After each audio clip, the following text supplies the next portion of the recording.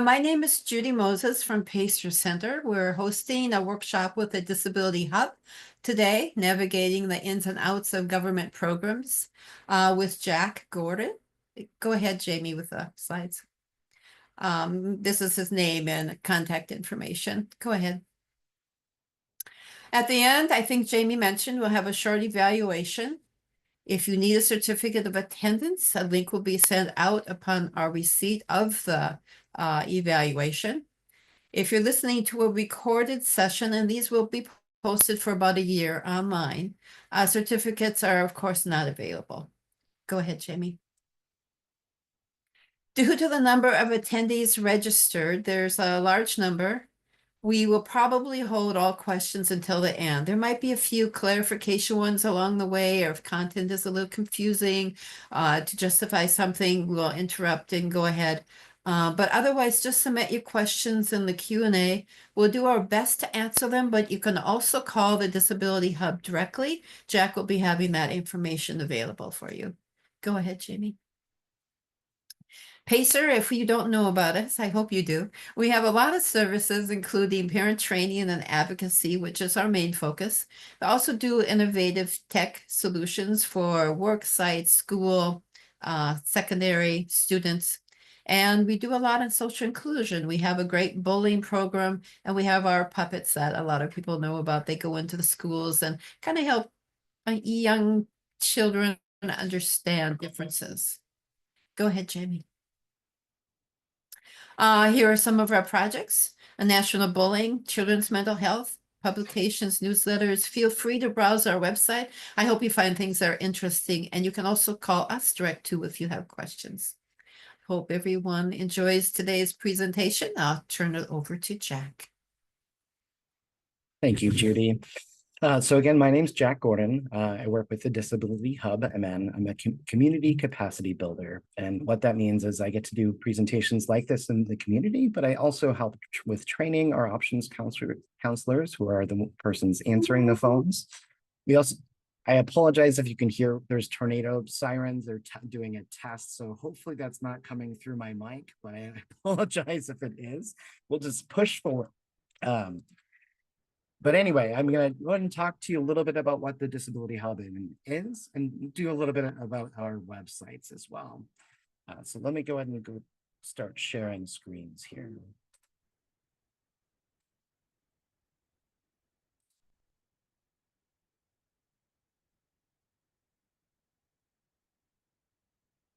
Oh, it's not sharing the right screen. 1 second. Sorry, guys.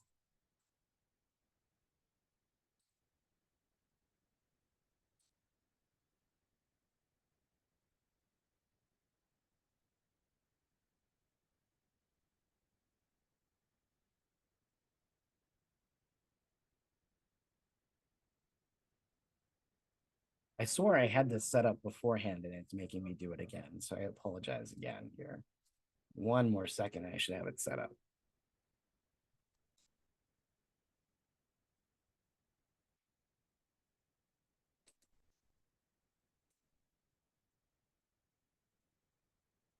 Okay, hopefully you're actually seeing the PowerPoint now. Again, thank you for your patience and sorry about that. That looks good, Jack. We did have a comment, your volume was going in and out a little, but I think it's sounding good now. Maybe it was the result of those sirens. Yeah, that's most likely. I think my mic does try to filter it out, so sorry about that. But let me know if that keeps happening, and I can certainly adjust things on my end too. All right, so the Disability Hub MN is a free statewide resource network. What we do is kind of similar to 211, if you're familiar with that service, where we provide a lot of information and resources in the community, but very specifically with the disability focus. We also help explain government programs, so things like Social Security, medical assistance, other healthcare insurances, cash benefits. Whether that be federal or state programs, we can often provide a lot of details about that information, and then help kind of put the pieces together about, how is this potential change going to affect my housing or my Social Security or whatever that benefit might be. So our team consists of options counselors. They're all person-centered trained. So for us, that isn't just a buzzword, but really just our goal is to try to find what's important to and for the people we're working with, so that can help guide us in how we help that individual.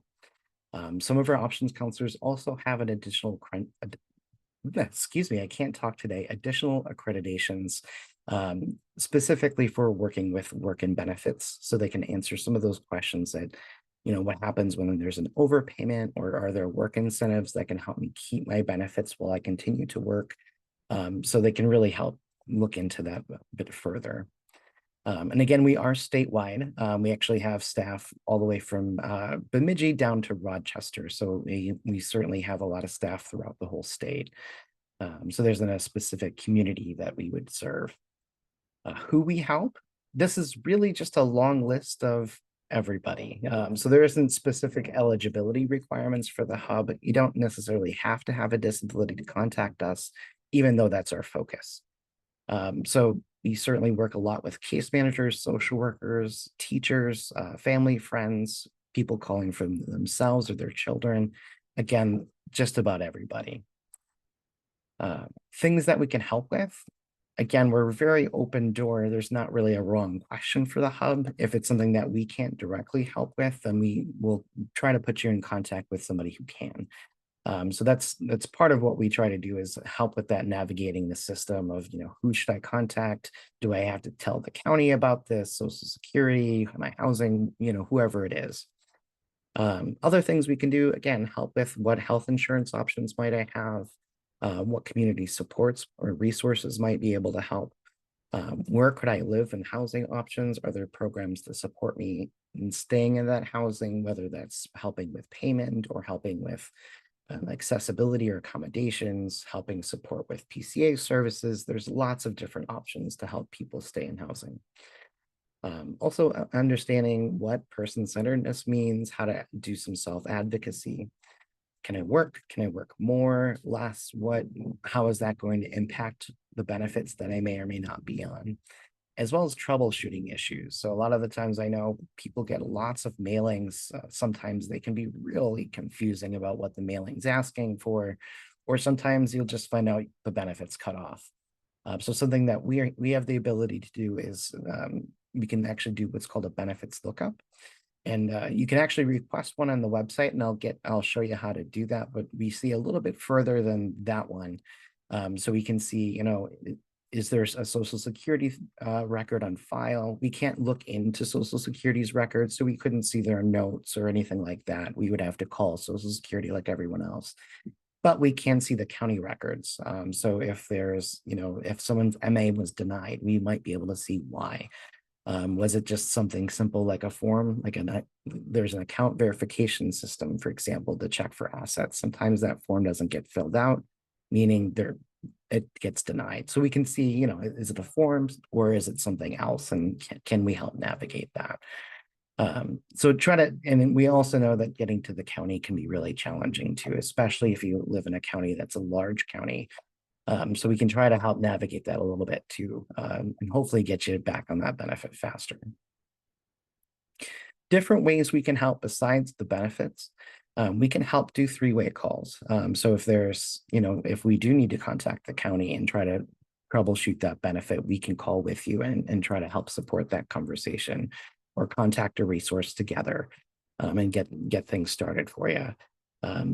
Again, understanding all the options and kind of help putting those pieces together of, what's going to be the best for you. And that's not something we're going to tell you. We'll lay out the options, and then we just hope that you can decide, what's going to be best for you. Another thing we can do is a follow-along service. So if somebody has a more complex needs, maybe have several goals that they'd really like to work and get support in getting to those, we can assign one specific options counselor for that person. And that way they're not having to contact and just talk to whoever answers the phone. They can just say, can I talk to so-and-so? And they'll get transferred over. And then that way they don't have to re-explain their story every time, and they can start a building relationship together and actually trying to get those goals met. So kind of like case management, but a lighter version of it. And again, it would be over the phone and not in person. So some of the tools that we have, and I'll show you some of them today. Then we have our website, Disability Hub MN. We'll take a look at that. We also have DB 101, which is the Disability Benefits 101. That has a lot of information about the type of benefits that are available, eligibility, what it does, how to apply, all that information. We'll get a chance to look at that website too. Two that we're not going to take a look at today, but I want to at least make you aware of them. There's a website for housing specifically called HB 101. The links are on our website, so you can certainly take a look. It's similarly built to our DB 101 website, where it lays out the different housing programs and options and supports that might be available, how to apply, who to contact, all of that information. And then minnesotahelp.info. Again, we won't take a look at this website. Oh, I thought I included a slide for that. Sorry. But basically, it's what we use to search for resources. It's accessible for anyone. You don't have to log in or anything like that. But it has a lot of information about resources for the whole state. Could be about transportation, housing, case management, what dentist accepts medical assistance. So it's a really great resource to know about. All right, and we're going to skip the questions. I'm sorry, but go ahead and again, please put them in the Q&A if you do have questions. We're going to go ahead and go over to the website. So I'm going to stop sharing this screen and switch real quick here.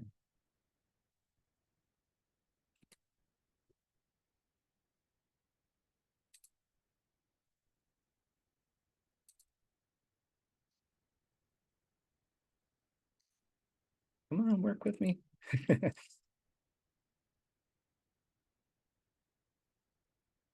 All right, there we go. Thanks again for your patience here. So this is our main website, the Disability Hub MN. On the top left, you'll see the links here for DB 101 and HB 101. And actually, if you click on it, it'll just open a new tab to that other website, which is really nice. Under that, we have a chat feature, so you can actually chat with our options counselors, the same folks who'd be answering the phones. It's often a little bit faster to get through chat, usually 1 to 2 minutes on hold. Our phone time is usually around 3 minutes or so, depending on call volume. But usually, again, you don't actually have to enter any of this information besides a message, but you can enter a first name, last name, and email, and then what your question is, and that would go right into a chat with an options counselor. Our phone number is here at the top, and then an email as well. So you can email the hub, and we usually respond within 1 to 2 business days. The green banner here, and when I draw your attention, so under top topics, if you click on that, that's actually our call trends. So based off of what the topics we get calls up about, this will change.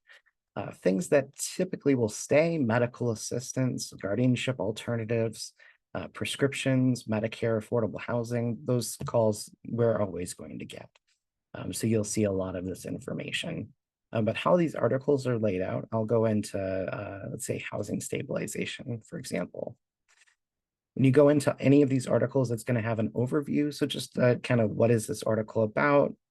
And then it's going to have common questions, which is the part that I find really helpful. So when you look at the common question, if you click on that little plus, you can see the answer to it. Oftentimes they'll have additional links that take you to for further information and support too.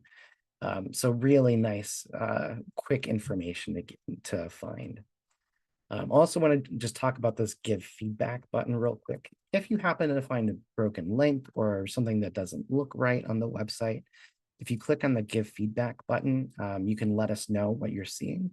And then you can decide to put your email address in there, and then the website developer would actually respond to you and let you know if they were able to resolve it or what it is. But again, that's certainly up to you. But they're usually very fast in fixing it. Usually that same day they would be able to get it resolved. So really helpful there. Other top topics I just kind of want to point out that's really helpful. Again, assistive technology. There's been a lot of questions about PCA services and the changes with community first supports and services, or services and supports, or CFSS. So a lot of good questions and information on there as well as the SMART process, which is a disability certification process through the state. All right, moving back up here in your options, this is kind of a similar but broader outlook. So kind of building blocks of independence, right? We all need health, housing, independence, possibly at least money or work. Looking at the health, just to kind of show you how it's a little different. It's going to have talk about healthcare coverage options, managing your health. So if we go into there specifically, it's going to talk about like healthy living, emotional support services, finding the right healthcare team, crisis line, and substance abuse supports. So again, a lot of really just good information and services to look into. With the healthcare coverage options, it's going to talk about the different types, how to apply, how to keep the coverage, and where to get support for that too. So again, these articles have a lot of information on here. And sometimes it can be a little overwhelming with the websites of how much information on there. So as I'm showing this to you, just take it as a building awareness and not trying to remember exactly all the things on the website. You can always give us a call and say, you know, I'm looking for this information. Can you show me where that is? And have an options counselor walk you through on how to get it to. All right, going under the hub tools, I just want to point out here, it has the links, again, DB 101, HB 101. My Vault, I'll show you and talk to what that is in a moment. And then that Minnesota Health resource. There's also information about charting the life course. If you're not familiar with charting the life course, we'll actually show you some of the activities within our Vault. But they're tools for long-term planning or goal planning, essentially. And they're really accessible, easy to use tools that are flexible, and they can be really helpful.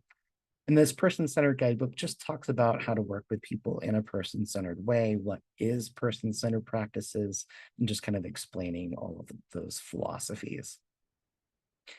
Under Get Involved, we have a virtual insight panel so people can give us feedback and information about how our consumers are doing, and you know, if things need to be changing and what advocacy might be needed. There's also an ability to give feedback directly to the Department of Human Services, to share your story with the hub.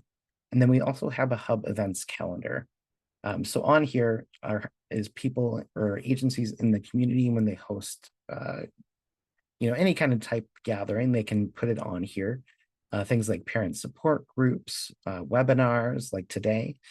We have caregiver support groups, things with assistive technology. So all kinds of different activities that you can join all through the state. You can narrow this down. So if you only want to look at the metro area, for example, you can unselect that. Let's say you only want something for families and you want it to be in person. So you can flip through all that and then you can see what events are going to be in your area. If there's a cost, you can add it to your calendar, sign up for it, register if needed, all of that. So just really nice, helpful, again, information available.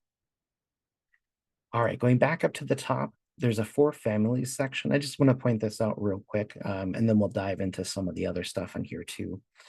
The for families section has a lot of good information about parent and family supports.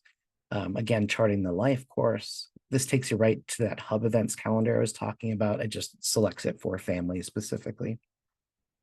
The nice thing about this article is it ranges information based off of age range, some going from pregnancy to early childhood and all the way to aging.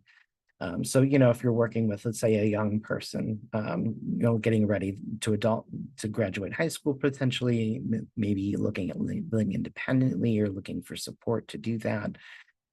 This is a really good section to go into because it'll talk about key supports, services, programs, and resources. So just to kind of show you, let's look at the programs and services, for example. It's going to have information about special education, IEPs, transition planning, so that, again, support after school, looking at living independently, driving. It has healthcare information, home-based services, again, just tons and tons of information. So really, really helpful to look into.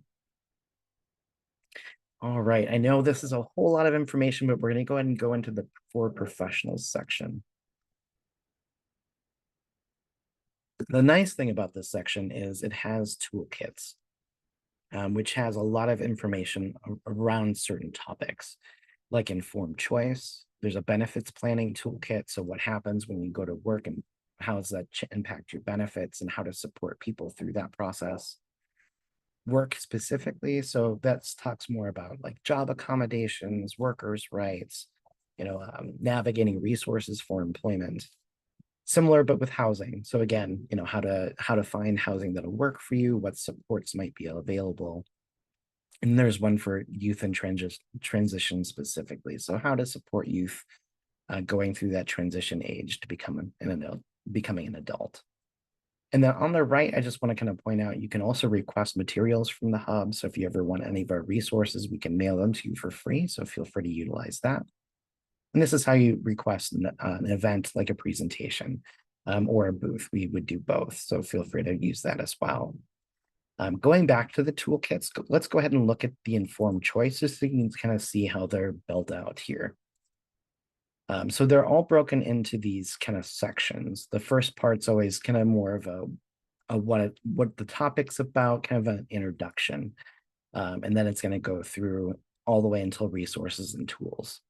So going into the informed choice standard, this is going to talk, this has a nice video just talking about what is informed choice, what different supported decision makings are there alternatives to guardianship? Is guardianship, going to be important for this person, or is there an alternative that might also, work out but be less restrictive? If we scroll back up here, you can look into supported decision making. It talks a lot about, again, understanding supported decision making, letting people take risks and how to help do that without having such a focus on safety, safety is important, don't get me wrong, but sometimes I think we can be so focused on safety that we forget that people need to sometimes make mistakes to learn. So, how do we support that without making people unsafe too, and having that balance? In the resources and guides section and tools, there's a lot of information in here too, is, just helpful links around informed choice, facilitator guides, training curriculum. So just a lot of support about learning more about this. The same thing with person-centered practices and supported decision-making. So just lots of information on our website here. All right, I'll stop preaching on the toolkits and we're going to actually go over to the vault and let me explain what that is. So the vault actually goes through all three of the websites, the hub website, DB101 and HB101. And it has activities that you can utilize to do future planning, kind of figure out what housing options might be available, what's going to best suit somebody's needs. So first, before we go into the vault, I'll actually show you how to sign up for one. So we'll click on the purple box at the top right corner. And then if you don't have an account, you'd want to scroll down to the new to my vault and click on the very, very small link that says create an account. You would want to enter an email address, a password. Now, one thing about the email address, whenever you use the email, you would want to make sure it's going to be an email address you'll continue to have access to. So for an example, using like a work email address or a school email address might not be the best idea, because if you lose access to that email address, you'll have to create a whole new vault. So make sure you use one that you'll continue to have access to. For organizations, if you're signing up with an organization, you can choose one of these, and that can give you sometimes permissions or certain views within the vault that you wouldn't otherwise see. Otherwise, if you're signing up just for yourself, you would choose none of these and then click submit. So I'll go ahead and sign into here now, and I can show you what the vault looks like. So once you're signed in, you'll have that purple box. It'll just say My Vault in the top right. Once you click in that, it'll take you into the vault. So these are the planning paths and activities I mentioned earlier, and I'll explain a little bit of this, but there's so much that I just encourage you to take a look and try some of the activities yourself. There's estimator sessions, and that's more of the DB101 side, and I'll show you that in a bit too.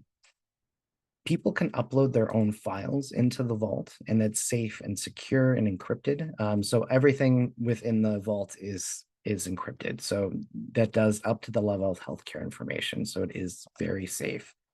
The nice thing is, if you want to keep files, you can upload these into the vault very easily and then share them with people. or print them out, and then it's always there. So that can be really helpful for a lot of folks. All right, you can also put contacts in here. The nice thing is if you put contacts in here, you can actually arrange them into groups. So let's say you have like 3 or 4 people helping with housing. You can just click on the housing icon and then actually share with that team one document, so you don't have to add a bunch of people. So it just makes it a little easier. Speaking of shares, there's a share button up or tab up on here where you can see when you've shared something, what it was, and with who it was. You can even decide to revoke access to that as well and stop sharing it, so that it's another way to keep your documents safe in here. All right, we're going to go to the paths. So I'm just going to click on here on the tab up here. Now, one thing about the paths is depending on which website you're on, the DB101, HB101, or the Hub website, it may look a little different. So the Hub website has all the activities for all 3 of the websites listed all out. So I'll do a quick scrolling, brace yourself, but here is all of the activities, and each one of these little bubbles have a lot of them. All right, gonna scroll back up, hold on a second. Now, each of these activities, again, when you click on them, they actually have further things you can do in there. So it breaks it down for you. The best life path, let me just kind of go back to the main part here. It has information, it has things about like what supports are available, what are your interests, kind of who you are, and kind of think of like a profile. So it kind of helps you build a profile of what you're wanting in your life. This next thing talks a lot about what are your life goals. You know, if your family is supporting you, there's a family version they can fill out too, and you can talk about, you know, differences or commonalities between the two. There's a my vision, which is just a trajectory of, you know, what do you want in your life, what don't you want in your life. And actually, let me just show you really quick what that looks like. So this is the trajectory. It just talks about, again, what you want in your life, what you don't want. And then over here at the top left, things to do or steps to take to get to the vision that you do want, and the things to avoid, or, you know, things that could take you to that path you don't want. So the nice thing about, and this is a charting the life course tool, by the way. The thing that's nice about this, it's so open. You could use this for birth plans. You could use it for your goals for the day, the week, the month, the year, and then can come back and continually to update this and share that with people. So again, just helpful tools to know about. All right, going to go back to the paths here. One of the features I wanted to point out in this budgeting activity, this third one, there's a benefits lookup feature that you can request. So this actually goes to the Department of Human Services. People can request their own benefits. It still hasn't been cleared. I apologize. So what this should actually show you is, actually, let me switch accounts real quick, and then I should be able to show you. 1 second.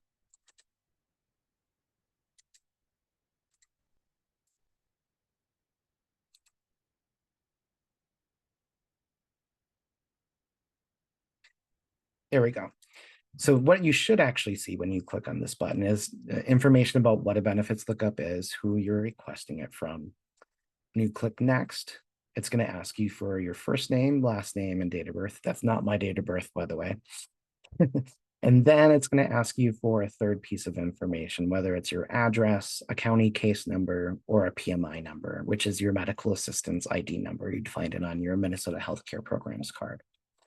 One downside about using your address, if you haven't updated your address, let's say you moved with your local county office, if you don't use the address they have on file, they will deny your request. And again, that's just to make sure that your information isn't getting sent out to people that it shouldn't be. So just make sure you use whatever they have on record if you can, or use the county case number or PMI number, as those tend to not change. Once you do a benefits lookup, you would get this form back. So this is, it's going to have first name and last name on there, so you can make sure it's yours. And then it's also going to have what type of cash benefits you might have. So whether that's SSDI, SSI, Minnesota Supplemental Aid, and how much. So you see the figures are over there. If it's blank, that means they probably don't have that benefit.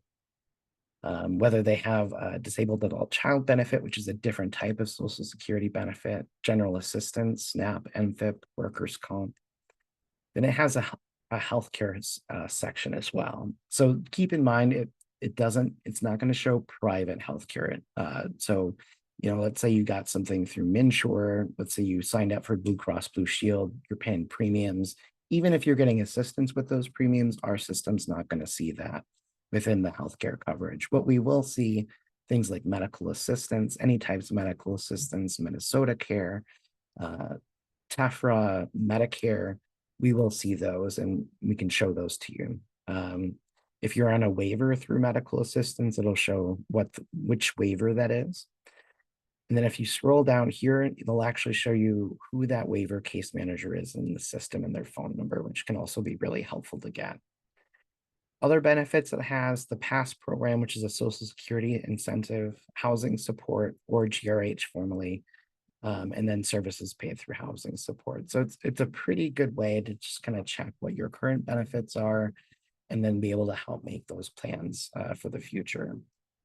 The other nice thing is when I show you the other website on DB 101, if you use a benefits lookup, it'll actually automatically fill in some of that information into those activities. So I'll just mention that now too. All right, well, that's most of what I wanted to show you on the Hub website. Again, there's so much on here. We could spend all day, but I know we don't have all day, so we'll keep trucking along. We'll switch to DB 101 now. Jack, can I interrupt you a minute? Absolutely. There's a question about if you are the parent, should you be signing the vault up under your name or the child, or how do you handle that?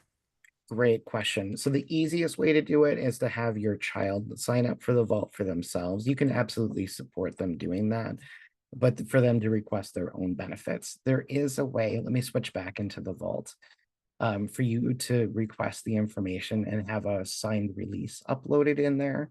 So you certainly could do that.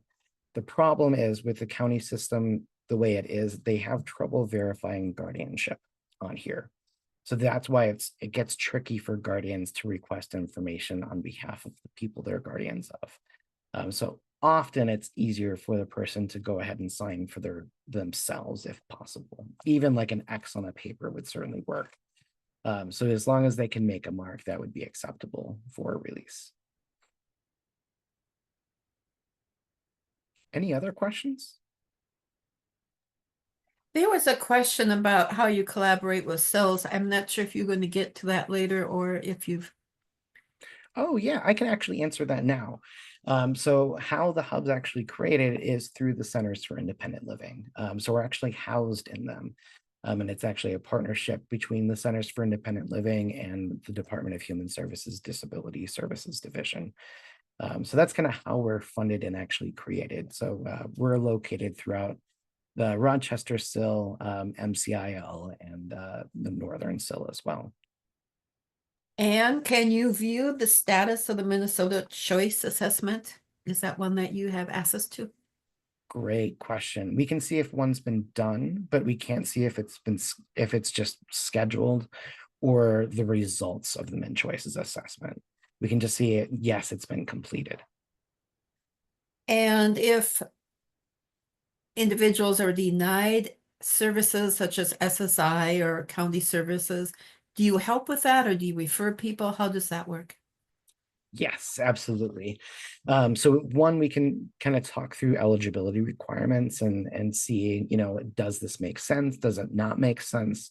And then kind of help people decide what to do after that. So if it doesn't make sense, we can walk through how to appeal those processes, both either through the county or Social Security. And then if they do need help with that appeals process, especially if it gets to, where they're in front of a judge, like an administrative law judge or something, we can refer to resources for that as well. So we can go ahead.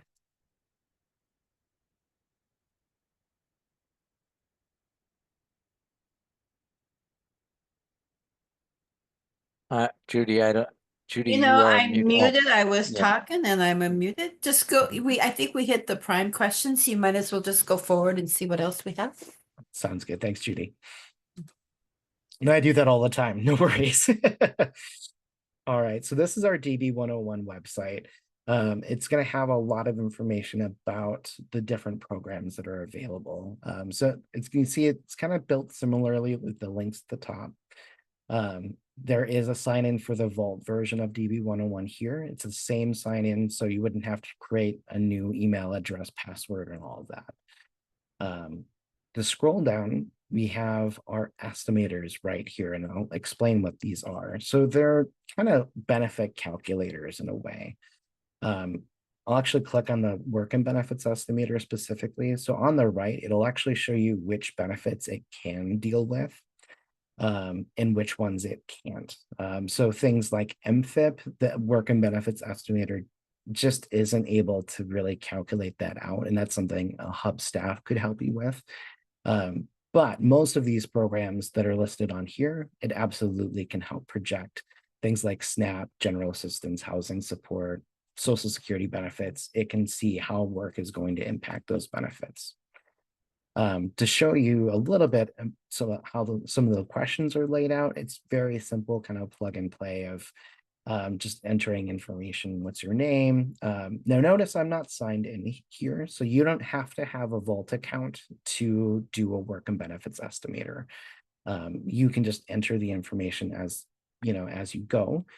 One thing is though, it won't be able to save it. So you would have to, you can get a PDF copy and save that to your computer, but you wouldn't be able to upload it into your Vault, of course, without a Vault account.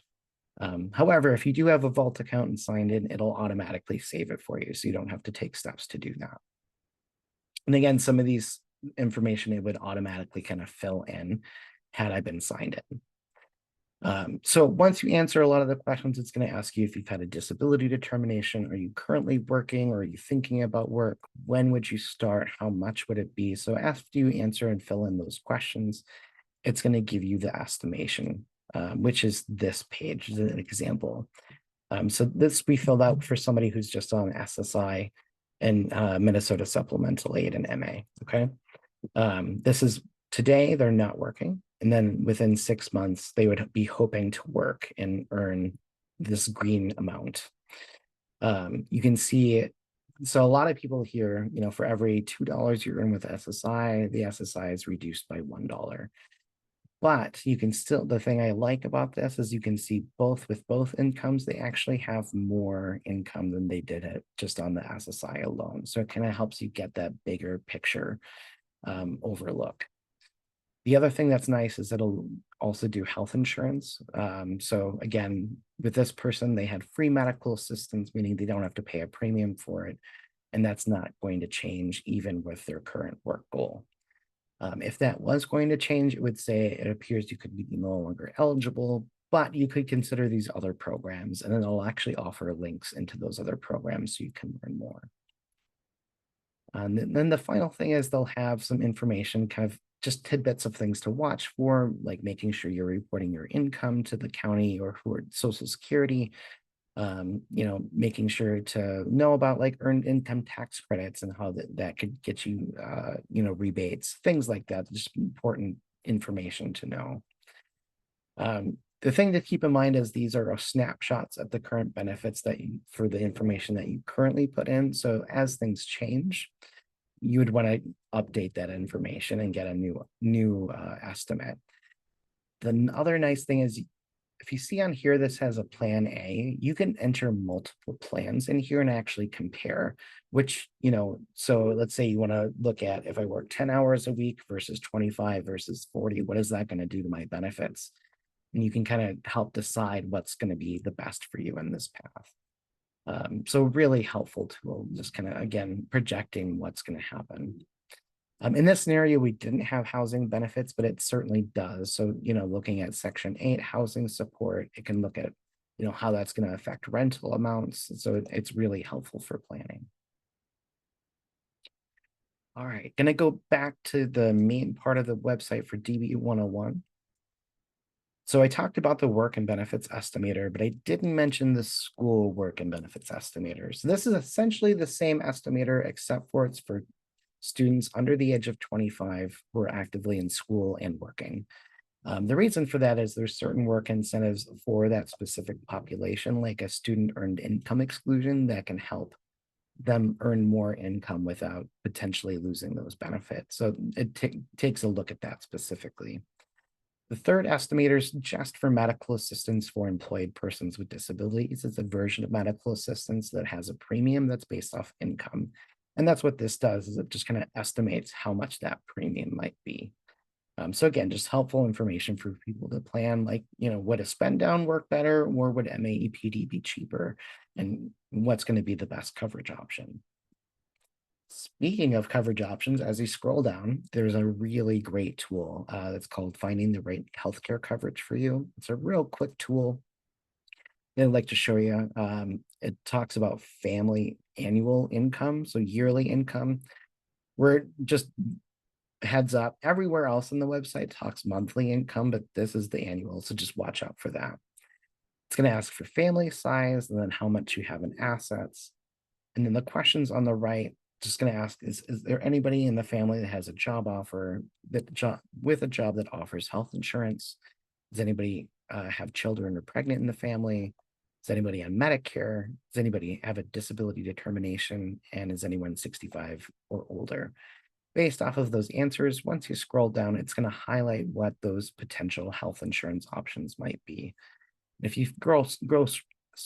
scroll further down, you'll actually see the articles related to the highlighted options, so you can get more information about that benefit, what it covers, how to apply, all of that.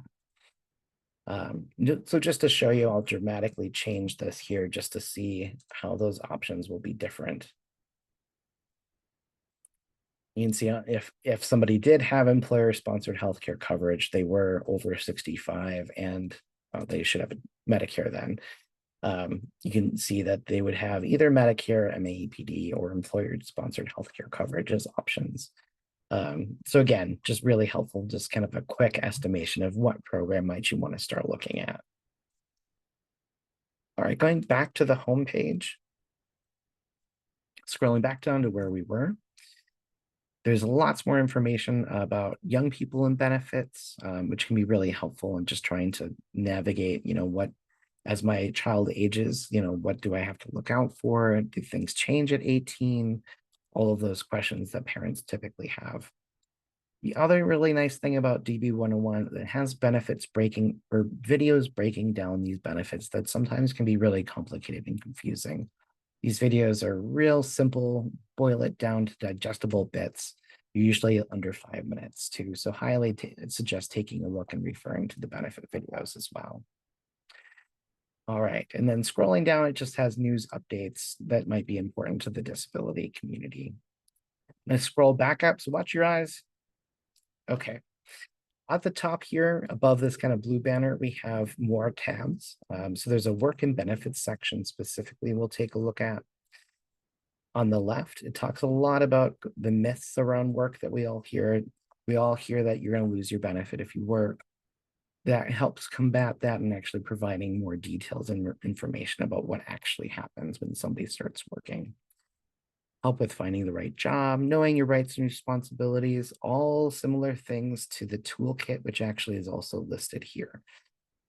On the right, it talks about building assets and managing money and how to do that without potentially hitting those asset limits or working yourself off a benefit. So things like ABLE accounts, IDAs, special needs trusts can help somebody actually save money without that being counted towards the asset limit.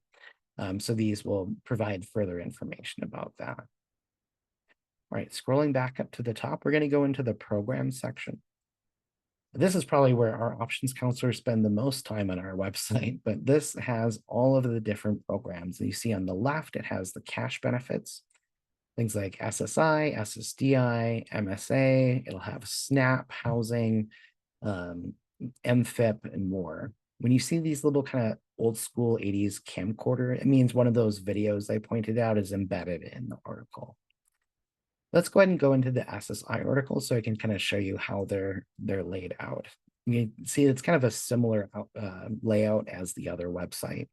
It's going to go over the basics of that program, but then it's going to have more details like how to apply for that benefit, reporting changes, resources, income limits, and eligibility standards. And then on here, you can see a little hammer and wrench icon. That means it has a try it. They're similar to estimators. So estimators, that first one I showed you, it takes about 20 to 30 minutes to fill those out. So it is a little bit more time intensive. These try-its are meant to be very small, quick calculators. So you can either scroll down to find the try-it with the yellow banner, or you can just click on this part, the link, and then it'll take you right to it. For this one, the SSI try-it is just a quick calculator of how SSI might change depending on work. So just quickly, I'll kind of show you how this works. So we're going to say the person doesn't have any unearned income, so income not through working, besides SSI at the time. And then we're going to look at countable earned income. So what that means is the income through working. So let's say they're earning $600 a month. So Social Security would do these standard deductions, which it does automatically for you. And then they would take the sum of that and actually divide it by 2. And that's how much they would actually count as countable income out of that $600 for earnings. So what the calculator does for you is it takes the SSI maximum amount and then subtracts it based off the countable earned income. And that would be the SSI benefit. So out of that $600, they would only see their SSI. So if they earn $600, they'd only see that $967 SSI amount drop to $700. And their total income would be more than what it was just on SSI alone. So again, just really helpful to kind of help navigate how is this actually going to impact the benefit? And will I be better off, or will this be to make it harder for me? All right, I'm going to scroll back up to the top here. So we talked about the cash benefits on the left here. I also want to make sure to talk to you about the healthcare coverage options, that it's all on the right. So there's that tool that we looked at, that finding the right healthcare coverage for you. It also goes through medical assistance and the different types of medical assistance, MAEPD, like I mentioned earlier, waiver programs. The nice thing is this article will not only talk about waivers in general, but also talk about the differences between the different waivers. So what does a caddy waiver include? What services does it provide? Versus, I'm sorry, I'm kind of flipping quickly here, but just kind of wanting to give you an awareness.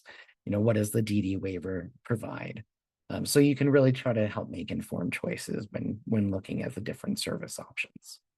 Scrolling back at the top real fast, sorry again. Okay, going back to the programs.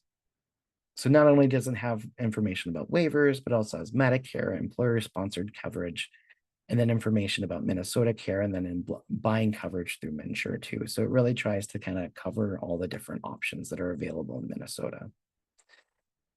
All right, scrolling back up to the top here, there is a section for youth specifically. In this one on the left, it's kind of talking more directly to the young person. So young people and benefits, what to know, how to start planning for your future, thinking about higher education. Is that something that they're wanting to pursue? If so, what are their options, rights, how to pay for it, finding a job, how to work. So a lot of things that young people and questions that they may want to be asking themselves to look for and plan for their future. On the left, it's more talking to the parents directly. So, different, how do work and benefits actually work together? Is work possible for the youth? What happens when the youth turns 18? So MA rules and Social Security rules tend to change at 18. They start using the adult definitions. So sometimes that could change eligibility for folks. So it's a really good article to take a look at, especially before they turn 18 and before everything changes, so you can make some planning. All right, and then there's the My Vault. I'll just show you how it's slightly different. So it still has those planning paths, but it doesn't have the best life path or, well, Let's see if it's going to work for us.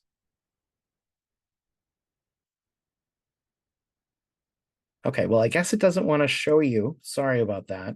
But for reference, we'll just go back to our Hub website and I'll show you on there. Sorry about that. So it doesn't have that best life path. Let's see if it's going to work here. Fingers crossed. Here we go. So it's not going to have this best life path, but it will have the work path and benefits planning paths on there. So you can, still do those activities. You just won't see the housing benefits either on there, or activities. All right. So that pretty much encompasses most of what I wanted to show you on the website. So we'll go ahead and go back to the PowerPoint here.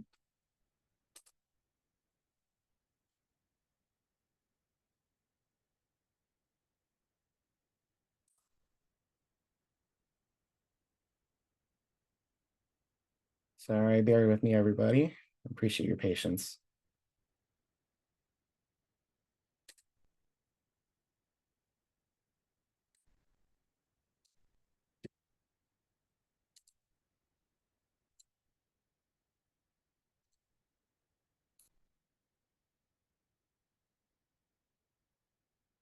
All right.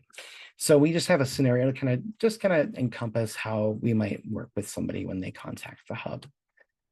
So Anita contacts the hub. She received a job to work part-time at a museum, but she's concerned about how that might impact both her Social Security and health benefits. So the first thing we do when somebody contacts the hub is do what we call discovery. So ask some open-ended questions to try to really understand, again, what's important to and for this person, and what's their goal and how can we best help this person. So in her situation, we might ask, do you need any on the job supports or accommodations? Have you thought about that? What's your current healthcare coverage? And what income and resources do you currently have? We try to ask these things, being sensitive that we're asking personal information. And, is it okay if we ask you this first? How much is this potential job going to pay? How many hours would you be working? Do you know how this will impact benefits? Anything else that we might think of that would be helpful to inform our call. Once we kind of get past that discovery, then we kind of go into call education, where we talk about, do they have eligibility questions? How do they understand how those benefits are going to be impacted by that work? Looking at those long-term goals, if they're ready for that, or are we in that potential just thinking about work and just kind of getting some feelers of what that might look like. And then, again, looking at, might they need support in continuing that employment or maintaining that employment, or whatever that call topic might be. Then we would offer resources, of course, as well. So if they need help with applications or applying, we can do that. Referring to our website to help support their learning and information as well. All right. And then just as a reminder, you can always give us a call at the hub. We're open Monday through Friday, 8:30 a.m. to 5 p.m. Here's our phone number and email. You can always give us a call or email us. Feel free to, if you don't know what to ask, you can still give us a call. You don't have to know specific terminology or anything like that. We can help you explore your options. All right. And then we're also on Facebook. We do some Facebook Live events sometimes. So if you're ever interested in joining us, feel free to follow us on there as well. And we also always love to hear feedback. So if there's, thoughts that you have about this presentation, couldn't hear me, or topics you would like to cover, certainly let us know. We want to make sure this was worth your time as well. All right, I'm just going to take a quick look at the questions and see if there's anything we missed, or Judy, feel free to point something out too. Do you have translation services if somebody calls in and needs like Spanish or Somali? Excellent question. Yes, we do. So we do have interpreters that we can pull in over the phone for any language, and we can certainly be accessible that way. And what about the website itself? Is that possible? Will you be translating that, or what's that situation? That's much harder, unfortunately. It's something that we are trying to look at to do, but oftentimes there's not even for the vault, for example, there wouldn't be a direct translation that would make sense. My coworker who speaks Somali mentioned that they would have to say closet or something similar. So it can be challenging in getting some of these things translated, but that is our hope eventually. They had a question about if the recording will be available. We will be sending it out to people who want it. And I'm not sure if it will get on a website. We are updating our website and we're kind of in flux, but we will have it available for people if they would like to ask for about a year. A lot of the questions are specific to the individual. They would be a little complicated to handle. I don't know if you've seen anything. Yeah, there's a couple that I think I Okay, can try good. to answer. So I'm not going to answer direct personal questions. I don't want anybody to feel like they have to give personal information, but I'm happy to answer general questions. Please do give us a call though, because we can certainly talk to you personally over the phone or in our chats or email and answer your questions more individually. I saw a couple times people wanting to know if you have to apply for Social Security benefits if you're wanting to be on MA. So with income-based MA, no, you don't have to. That was just recently changed. For disability-based MA, though, you are still required to apply for benefits. Now, if you're denied, that's absolutely fine. They just want to see that you've actually applied and tried to get the benefit. Let's see, there's a couple, it's a good one. Can two individuals who are certified disabled get married and each retain their Social Security benefits? That's an excellent question. The answer is a little tricky though. It depends on the type of Social Security benefit they have. So for example, with SSI, they're going to be looking at income and assets for both of those people.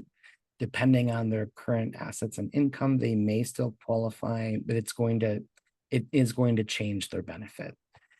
For disability benefit for SSDI, no, that won't change it. However, if the person has RSDI, which is Retired Survivors Disability Benefits, or DAC, which is Disabled Adult Child Benefits, that will impact their benefit. Part of the reason is with Social Security, they look at work history with the disability benefit. With RSDI, DAC, they use the spouse's or parent or guardian's work benefit, who's either retired or deceased, to get that benefit instead of that person's own record. Once they marry, that record then transfers over to their current spouse. And if they're not either retired or deceased, they would lose access to that benefit. So it does impact depending on the benefit, is the long answer. So certainly give us a call and we can dive into that more if you have further questions. Does the hub include services provided by the state or county? Yes, absolutely. We refer to them all the time, and they refer to us quite often as well. So we can certainly talk to you about, like emergency assistance or some of those other programs, getting into coordinated entry, min choices assessments. All of that is something we can absolutely help answer questions to. There's a great question about ABLE. I wouldn't be able to address that right now during the presentation, but we can certainly talk about that more or get you into a resource that can. Minnesota ABLE, if you're not familiar with them, would absolutely be able to answer that question really, really well. So I would contact them, but you can certainly ask us too if you contact us directly.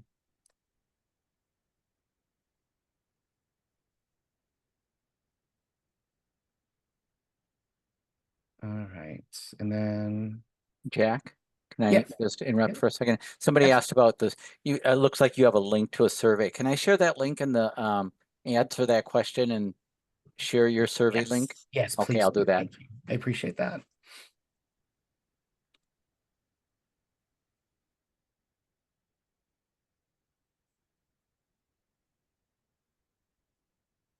Sorry, I'm just taking a moment to read through the questions here.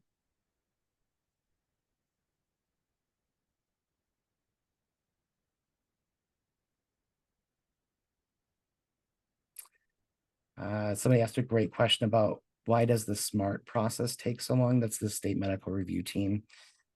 That answer very much depends on a lot of different factors. So oftentimes they might need to ask for additional information to prove the disability meets their standard.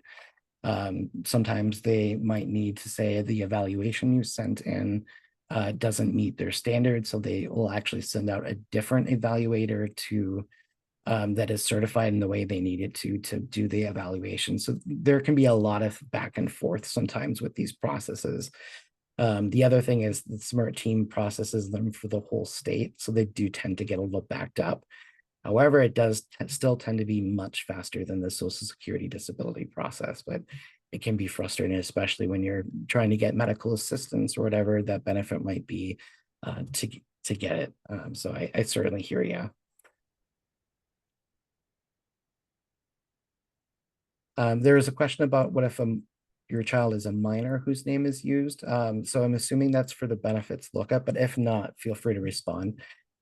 So yes, you would still, in that case, you would probably, you would want to put the child's name in there, but you would be signing on behalf of the child since they're too young to sign on their own. And you would probably just want to make sure to have that ROI, the release of information, signed in there too, just to show who you are for that child. But you can certainly still request, but in that case, it would be on behalf of your child.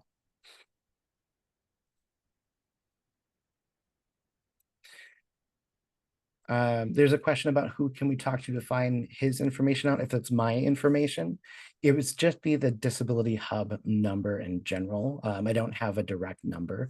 So that's the 1-866-333-2466. You can find it on our website too.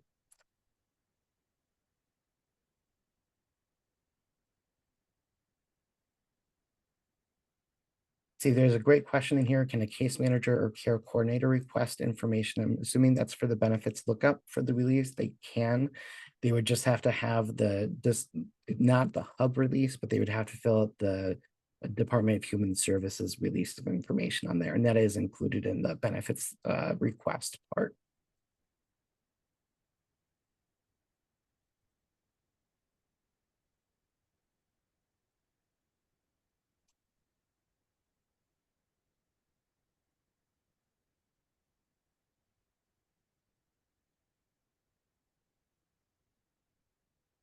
There's a great question here about if your child's PCA, is that considered income? And that's going to depend on what program we're talking about. So certainly give us a call at the hub and we can dive into that more with you.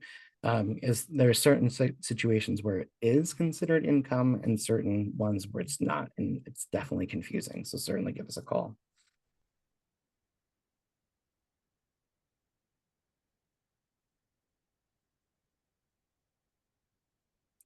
Great question. So SSI benefits are affected by work, but how about the MSA benefit? It is. And that work and benefits estimator does look at MSA. And also on the DB101 website, here, actually, let me just flip over real quick. So I'm not just verbally telling you, but I can show you. 1 second.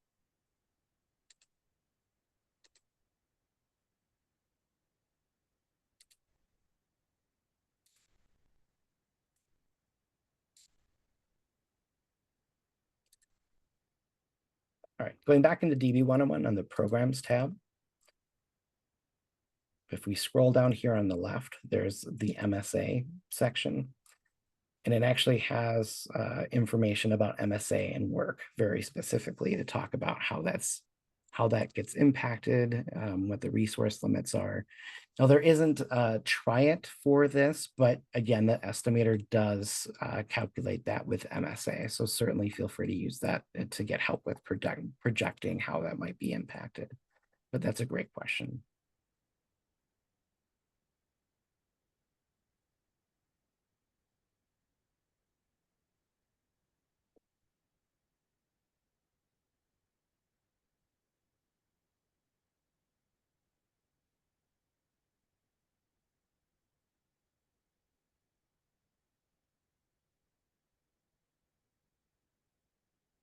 There's a great question in here. If you're on SSDI when you turn the age of 65, do you change to SSI?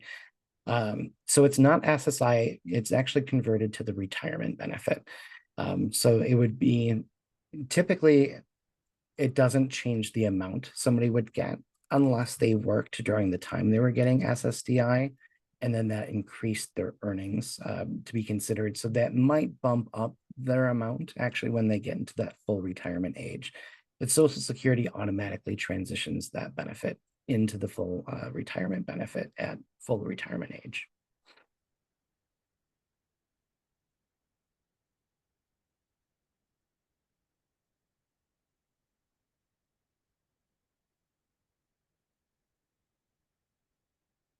Yes, so I did say that applying for Social Security benefits, whether that's SSDI or SSI, is required for disability-based MA.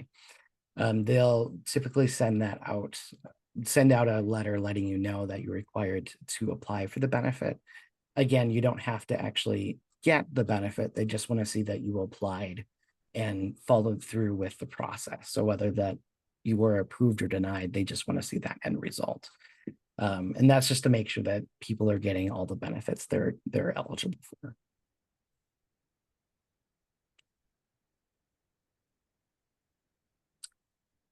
There's a question about similar resources for the state of Oklahoma. So unfortunately, we are very Minnesota specific. And since state healthcare systems tend to be very different, every state is able to set their own Medicaid rules, which is the federal name for what we call medical assistance here in Minnesota.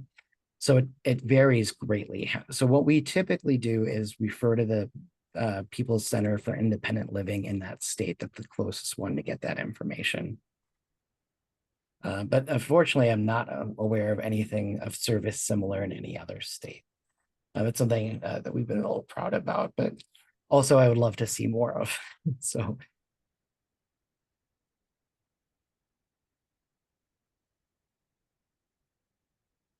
there's a question about, is there a phone number to contact to get answers about Brown SMRT and the certifications?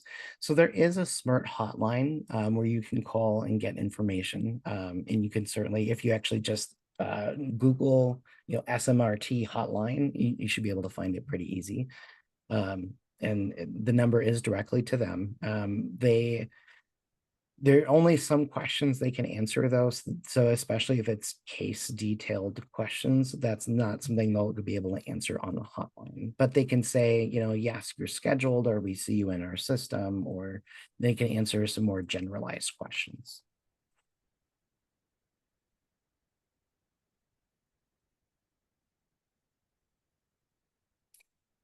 So there's a question in here.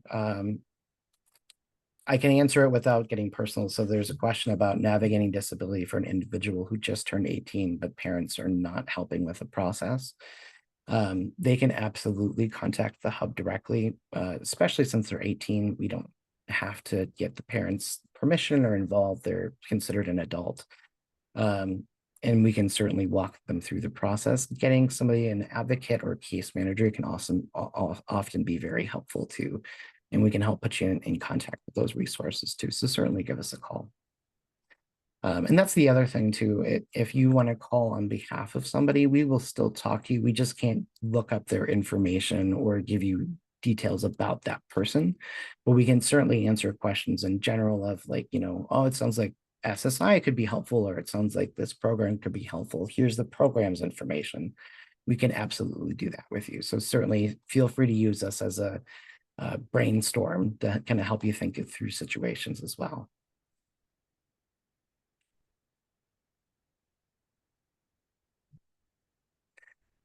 Great question of if applying for retirement benefits and disability benefits would affect each other.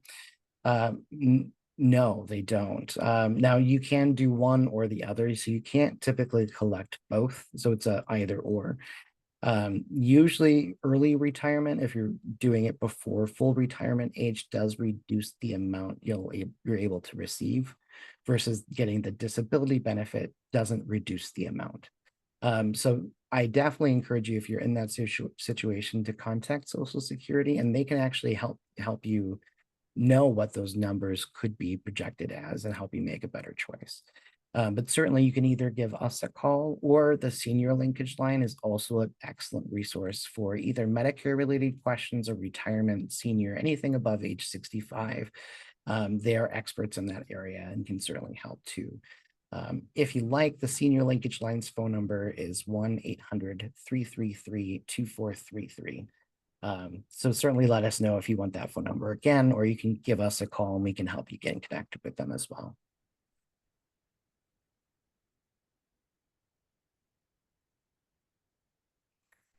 Great question. Is there a tutorial or cheat sheet for features on each of the things we reviewed on the slide? I actually did send in my PowerPoint slides, and included in them, you didn't see them because we were actually on the website, but I included still shots of some of the areas that we did visit on the website today to kind of help you remember. So feel free, I believe they'll be sending that out, so feel free to utilize that. Otherwise, again, certainly give us a call if you're like, I think I saw something on the website this one time, it was around this, can you help me find it? And we can help you try to figure that out too.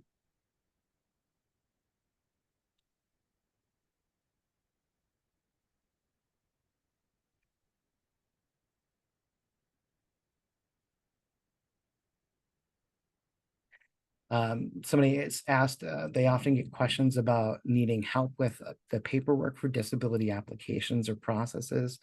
So it's something that we can do. We can help answer questions around those applications and processes, or if they need help filling out applications, like somebody sit down and fill it out with them, we often have resources for that too. So certainly feel free to either ask them for those resources yourself, or have them give us a call and we can provide that as well.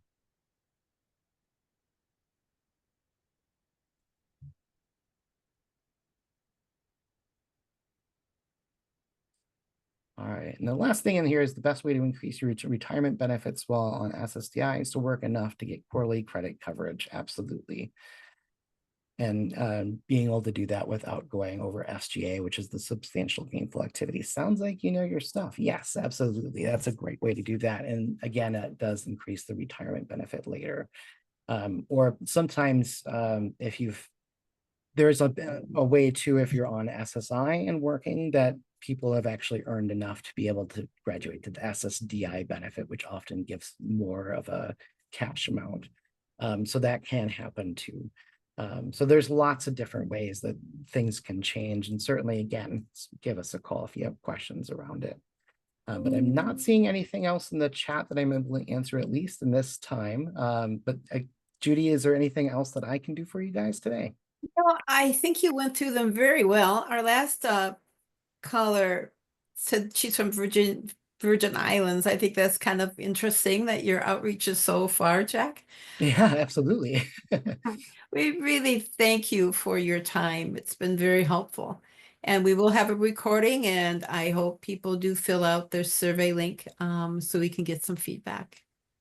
And Judy, if I could just interrupt you, I will include the slide deck, Jack's slide deck, in the follow-up email that should arrive in your inbox about 1 p.m. tomorrow.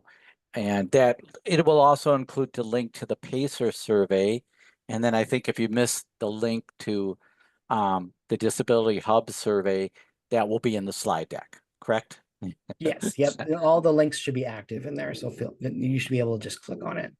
Wonderful. And then somebody just said, how do I obtain a CEU certificate?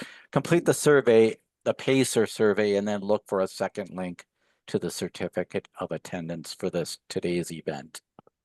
And what about the recording, Jamie? I will plan to include that also in a link to the recording in the follow-up survey. I'm sorry, the follow-up email that people will receive about, again, 1 o'clock tomorrow. Thank you so much. Thank you, Jack. Yeah, thank you again. Take care, everybody. All right, thanks everybody. With that, I will end today's webinar. Good night or good day.